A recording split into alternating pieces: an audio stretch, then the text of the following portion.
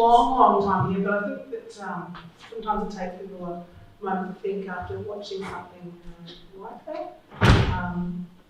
And so we're going to ask some questions here, but we're going to open it up to everyone here. If you've got any questions that you would like to ask these fellas who were part of that movie. And I want to point out to you that it's 38 years ago. 38 years ago that movie was released and filmed. So, welcome to you fellas. Thank you so much. One of you has come from Gippsland. And one of you has come from up in South Australia, Kangaroo Island. And so they've come a long way and they've travelled a long way. They've had a small rest, so we're kind to them. So we want to thank you so much for being here with us today. And I suppose, first of all, what was that like? Seeing that? Have you seen it recently yourselves? Not recently. No, not for a while. It's really a shock, ain't it? Sort of looking back at all the music that we recorded back then and the acting and the people. We went through and the story which Joe wrote and myself and everybody else did with it. And the movie that we're going to Tasman at the time, so we, looking back at it now, it's like, wow, did we really do that? And like at the time, it's like being black fellas and it's a black movie, I didn't think that would go anywhere, but it's obvious that it did. And it was a big shock to me, and sort of even bigger shock was next thing you know, cultures will ring up and we're on all of them, so it was one of those things. I think there was some information. Yeah, it said that Cultural and there was Red Gum were big supporters of Oh yeah, definitely Red Gum, yes. Yeah. John Shannon and that, so they sort of were the first to take us on tour, and even like Adelaide bands themselves, so they were really keen to sort of lend their hand and help get the band and music out as well. Can you tell us how us mob and No Fix Address happened to be the people? How did that conversation come about? They went, hey, you fellas come and do a movie about you. Can you remember how that happened? Graham Isaacs was a music teacher at Chasm at the time. And Ned Lander, he'd made a few movies, a few productions previously in Sydney, and they were mates. And Graham said to Ned, look, you're going to come down and check these two bands out. They're pretty damn good. And he wanted to do something, he wanted to tell the story of No Fixed and us mob. So we invited Ned to come down and have a look, and Ned came down and had a look. Was very interested, you saw the bands perform live, and the effect that both bands had on the audiences in Adelaide was just amazing. Black and white people together, shoulder to shoulder, singing the lyrics. It was just incredible. And we took Ned up. A couple of us from us took Ned camping up the River Murray, and he got to know a little bit about my story, looking for family, which Les portrayed in the film, portrayed my story. We got back to Adelaide and Ned, the first time I heard of a movie, Ned said, "Well, we write your story into the script, and we'll make this movie." And the interesting part about that kind of story, we spoke about this earlier, having covered that the stolen generation itself was a coined phrase that came, well, it was 5 years later in '86. Yeah. Yeah, so really we're talking about a story that has been a generational thing in First Nations people's story forever. So what an amazing thing that back in the 80s, I don't know if people know, is there anyone here who doesn't know what late 1981 felt like? Is there anyone? Now look, I know I look about 32, but I'm a little older than that. And I'm a musician, so I didn't introduce myself. I just going to say my name's Deb Clark, and I'm a musician in Ballarat, and that's one of the reasons why the lovely people here at Eureka Centre asked me to be involved. So my husband did point that out. So I do apologise if I didn't introduce myself. You just call me Deb. So in 1981, it was, someone said it might have been Eureka, that's a quote, there was a real kind of, I think the phrase was something like, there was a change, it was kind of part of the winds of change. And I don't know if it was yourself, it was in one of the articles that I read, and I remember thinking, yeah, like the 80s were a tough time for First Nations people. It's been a tough time for my entire life, but I remember the 80s as a really difficult time here in Ballarat for me. And I can't speak for the community here. And I look at that movie, and I think about your story with what we call now the stolen generation, and it just and I wonder, so when you look back at that story, how do you feel about that movie? 38 years later, do you look at it and go, wow, that was, oh, that's just a movie? Or do you look at it and say, that was part of, I suppose, a change, a shift that happened with your uni coming out in 86 and a lot of the support you got from the bands who were doing really well on Cultures of America? Cuckolds, the guys from Brand New Day, Cuckolds, they came in after. Yeah, so we'd only been free for about 10 years, we were allowed to get off the mission and allowed to do a lot of stuff. I was born on the mission. It was kind of like something like slavery in a way for Aboriginal people. I say this because it's what I see, and when you look at everything else in Australia, it's kind of like we never really get anywhere. But and I mean, at the time when we was making the movie, it was kind of a big change to do something different. And we see where the older generation, the older ladies indeed, comes through a documentary, Sister If You Only Knew. And they were, like some of the actors that were in, it was a documentary, and this is the way that Alongside the Road was sort of going, right? But it was really it sort of twisted everybody around, mind around, sort of like here we were singing up, in Adelaide and performing our songs, which were like freedom songs, like about about being recognised and about survival and about pigs and about song like pigs. So a lot of our songs were very condemning of the establishment of the the government, the police, and basically then people who don't really have any genuine what's the word honesty towards doing something for the betterment of Aboriginal people. But we were lucky we had people like Graham and Ned there, and a lot of other people who believed in justice for Aboriginal people. So when we toured around, we sort of ran into a lot of people like that, and most of our crowd was middle class. It was something really different for us playing before like Aboriginal cabarets and stuff like that. So it was a big change to be playing in all the big venues. So. I think one of the things that was in the Kev might have said is that reggae is what you were known for, and you said at one point that your words reflected those of the Jamaican storytellers and poets doing the same as it relates to Aboriginal people in response to oppression, social injustice and economic deprivations, which is very much the effect of missions and people who have had that kind of intense displacement that means, you talk of slavery, and I know people who are in hip hop probably feel like, that's a provocative term to use. Oh yeah, but it's coming from the black side, and it's sort of like, wake up, come on, enough's enough, It was there in the movement, it's in our words, it's in our... The songs definitely represented that. In the opening was, the song was, I'm a black man and I need to be recognised in this wretched world where we are getting brainwashed and people forgetting about our rights. And it's like, that's... Yeah. Like, wow. Yeah, so we wrote from our experiences. Of course, we always wanted to be a commercial band and have commercial success and all that, but of course we did get a recording stuff and did make a movie, and because of the movie it made us more famous than what we would have been back then.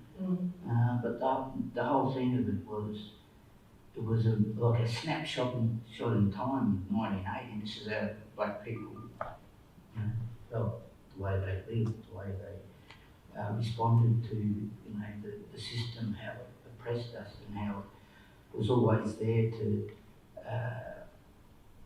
what caused disunity between us in a lot of ways. But I mean, when we got together and going over from Morwell to Adelaide, it was like meeting all these black fellas here, and they all got the same story. And it's, we're telling the story in the wrong side of the road, and it's like being black fellas and see being in a black movie was kind of like, oh wow, will this sort of go anywhere?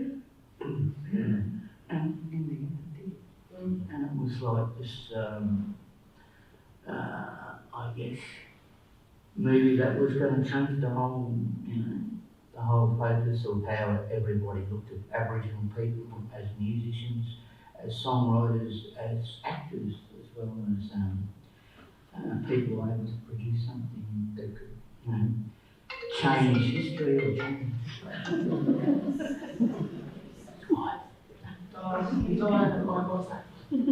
So we'll open up to some questions from people in a moment. Wanted to just point out that I can't remember if it was August, but in 2016, in South Australia, being recognised, you know, in some ways you can say it's so many years later, and a lot of water under that bridge, but nevertheless recognised in the Hall of Fame in South Australia. Balance out. What was that experience like? I believe Notice Address played. They played. Yeah, we played. Yeah. I should have seen. Give my camera up. So how was that? I mean, that was only 3 years ago. Well, yeah, I was living in Bunbury, Queensland, when they called me up and said, oh, you know, we're going to get an old plane. You're kidding, right? Yeah, no. So anyway, we rocked up down there and it was like, oh, it was just the best feeling. It was kind of like all these people that, you know, Musos, John Shin, all the guys from the old days were there supporting us as well, and they were the ones that put us into there. I know a lot of people saying it was a long time coming and all that, but we never really saw it as that. We just saw it as that, you know, we did a good job, and that was a nice surprise, really, than anything else. Nobody expected it, you know. Yeah, it just drops. Yeah. So it was really great feeling. It was kind of like blown away, and I walked on the stage there and sort of like settled down there, trying to think, don't ask me a question. And anyway, he asked me, and he goes, you gotta say something. So anyway, I don't know what I was talking about, just rambling on a bit. Just tell it like it was, bro. They feel like a next set in our car. No, what a fantastic experience. So long after, but yet to be able to recognise, and that's what NAIDOC Week is all about. And also, in 2013, did the Sydney International Film Festival. There was a big screening there. But then later on that year, there was a film festival in Adelaide. And the National Film and Sound Archives actually came down and did a complete oral history. So they've got all the interviews, everything that's available from the National Sound Film Archives in Canberra. So, like behind the scenes kind of stuff, or just just our oral history. Yeah, wow. No fixed person, that's one wrong side of the road. Yeah, that's fantastic. So I guess one of the things, like, you know, what Judd was saying, or people were saying, that we always say that, like, there are more white people come to our shows than like with Aboriginal people, which was really nice, because we'd always play in the Aboriginal community. And to see all these people turn up and support the band, and we had all these people in the music industry, and you know, and we just had so much support from the non-Indigenous community back then, which was really good because we were really struggling. You know, I mean, things got a lot worse, I think, nowadays than what it was back then. But you know, and as far as all the people that were concerned that were like non-Indigenous, they were really very supportive of Aboriginal people back then. I mean, there's a lot nowadays, but I mean, when you say things got that worse, time. what do you mean? Can you explain what you mean by things got worse like today? It's different. How do you see it? well, you look at the statistics, and you know, compared to what the Royal Commission does in custody and all, the mortality rate, health, education, employment, it's just got worse. And it's, of course, no blames the government, because they're the ones that run the whole show. We try to get ahead. A lot of people do try to help us, but it comes back to the government of the day whether they want to do something. So from what I see, everything just got worse since someone involved. It's a big statement, and it's hard for people to hear that. I think I always talk about it as white privilege, which I don't know if people really know what that means.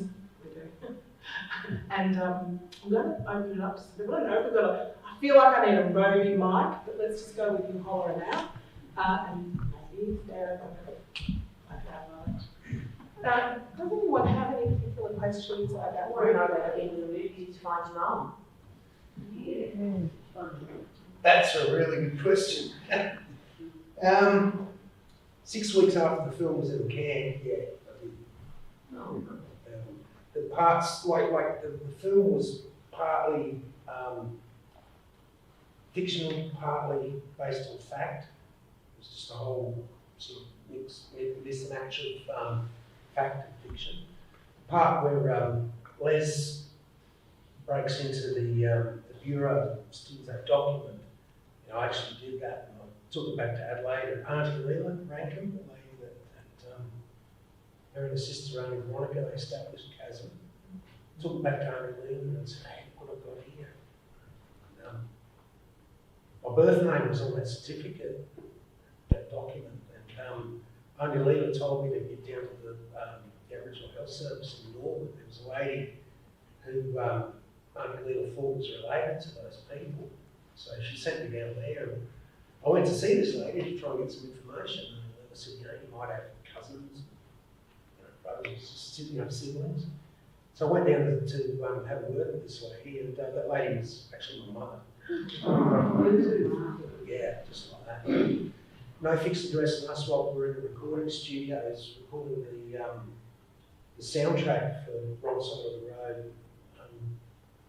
for the final stages and recording, mixing and mastering. And I walked into the studio one day and Ronnie answered the guy that kicks the car. Comes up to me and says, you related to me? I said, I don't know. And he'd heard on the Courier Grapevine. I don't know who I was, who my family was.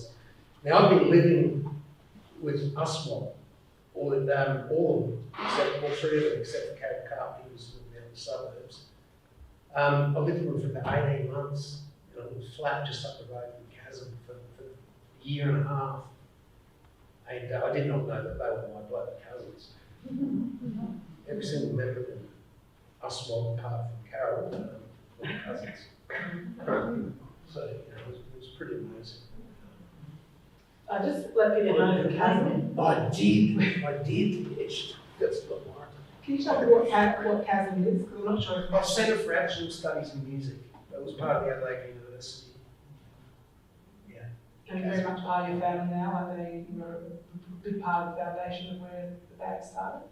Oh, really? The band started at Chasm, both of them at Chasm. Yeah. I hitchhiked from Moore back in '79, all the way to Adelaide to go to college. I wanted to go to college. I was going to get out of Moore. I was more of a writer than anything else. So I wanted to go to college and ended up in a band. As a guitarist. But it was good. It was good fun to try. So when we got over there, Chasm was just starting off. There was no electric bands or anything. It was only the orchestra, Aboriginal orchestra that they had at Chasm. So when we came along and started, writing all these songs, and they started buying us equipment. So we became the first electric band at Chasm. From then on, it just took off. Orchestra. That was back some amazing musicians from around the world too.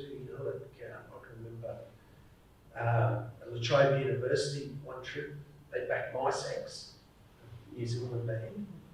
And the very next night, the band members, you know, the musicians actually got to fly back us, guys that make a little roll, we would drive back to the Arkaba in Adelaide the very next night for a gig with Taj Mahal. Some other big names too. She won't know who knows that. Oh, Yeah. sorry. No, it's her fault, not ours.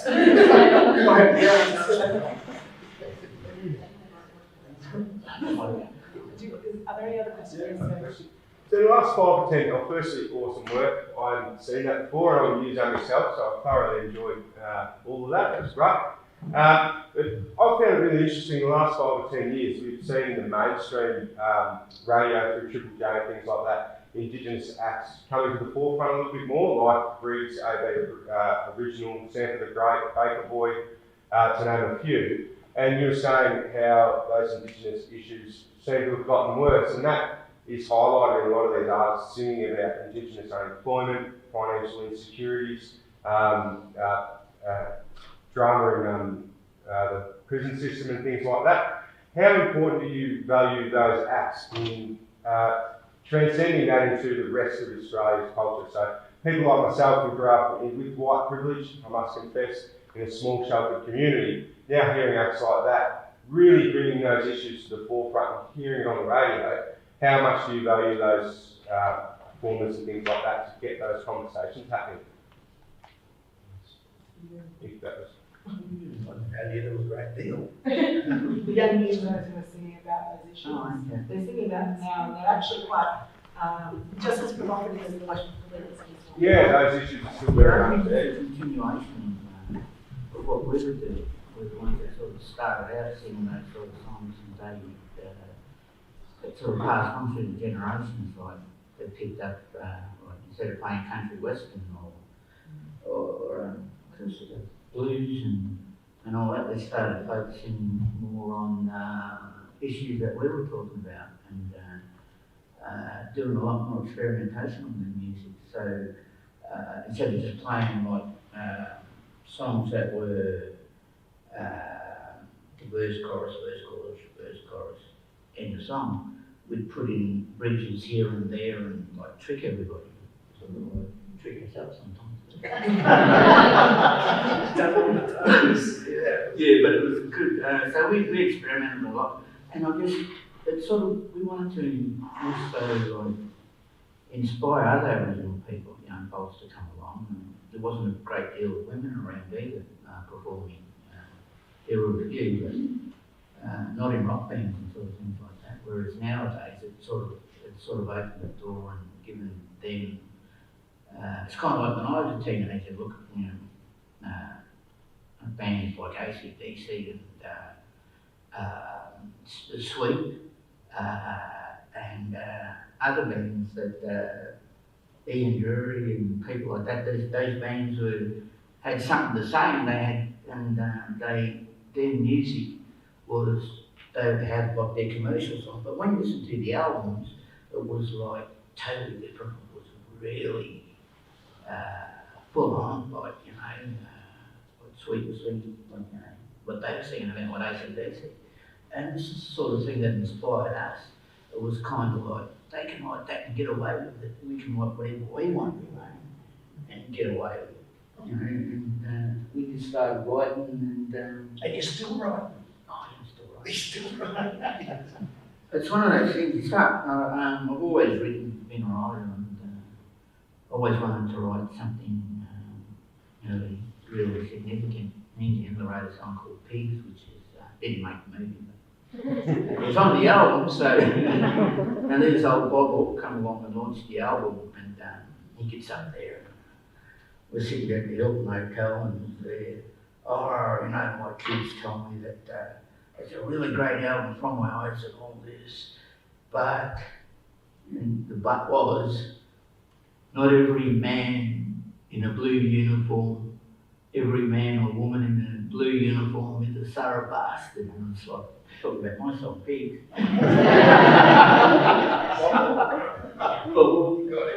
So anyway, Gary Foley was there, you know Gary Foley, and he was the that one-eyed liberal so-and-so doesn't know. This was before he was Prime Minister.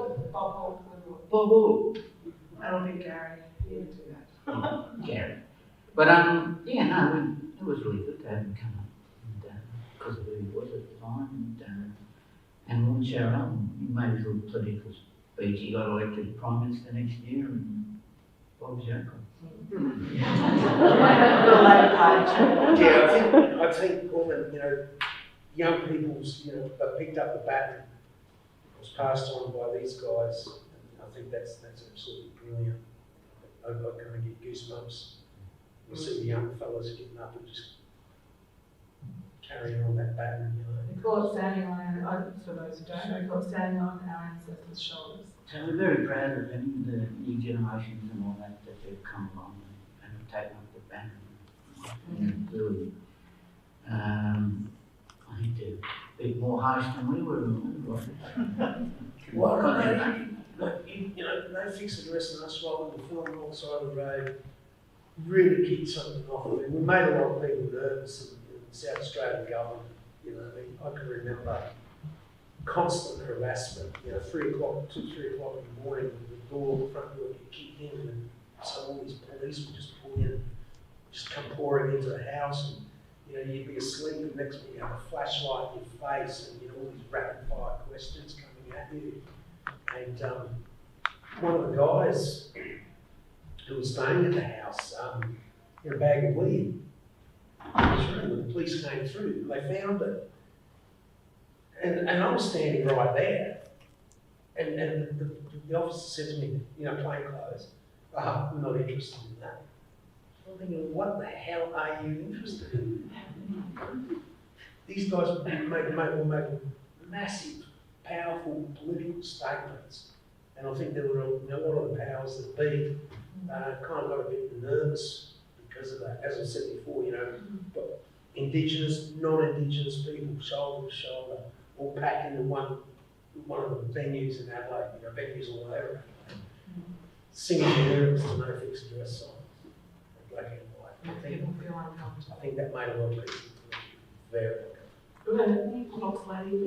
Sorry, thank you, great review. Just when you were asking about the young Indigenous performers, and you were saying that it's really great, is it also frustrating as well to think that you say that not much has changed and they've gotten worse? So those issues are still happening, and maybe, I don't know, in white privilege of course, but don't understand, and we need a lot of education. So is it also frustrating to think that what you started so long ago, trying to bring out to mainstream people, white people, what the issues were, that those issues are still so bad, and even though the young ones are still singing about it now, that people aren't taking as much notice as we should be? I think, well, they do take more notice. I think you're right, there's young people, I guess they got it a lot more easier than we did, So they were, I'm not saying that it was wrong. Different times too. Different times. Things are a lot worse statistically, right? As far as the musicians go, the young ones, they're just carrying on from where we left off, getting more. It's actually getting better in the music industry for people, but in life, things are getting worse. There's a difference. So those young musicians coming through now, they're just absolutely brilliant, knocking me off my feet, some of them, And, I appreciate that they have come through.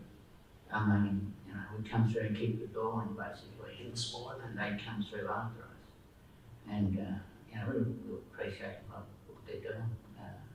Whether they're singing political songs or not, just the fact that they're there on the spotlight, and keep. I think you need this day and age too. There's a lot more kind of extra issues the younger generation got to deal with as well. It's, what we had issues to deal with, but I think the younger generation have got those things that come along naturally in life